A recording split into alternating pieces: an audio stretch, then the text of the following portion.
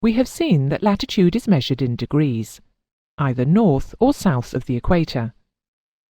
We will now look at what happens when we move from one position to another, in terms of the change in the latitude.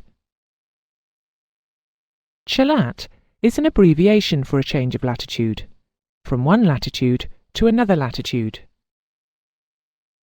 If we were to move from the equator, north-south 0000, to north 3000, we would have travelled through 30 degrees of latitude.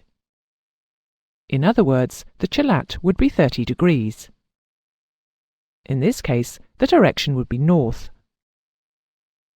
Let's look at some special lines of latitude and the CHLAT when moving from one to another. There are several special lines of latitude on the Earth. These are the Arctic Circle, the Tropic of Cancer, the Equator, the Tropic of Capricorn, and the Antarctic Circle. We can determine the CHLAT from one to another. For example, from the equator to the Tropic of Capricorn, we can see that the CHLAT is 23.5 degrees in a southerly direction.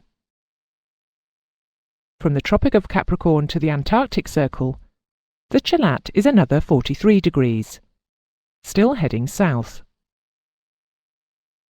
If we went from the Tropic of Capricorn to the Arctic Circle, we would have 23.5 degrees to go to the equator, and then a further 66.5 degrees to go to the Arctic Circle.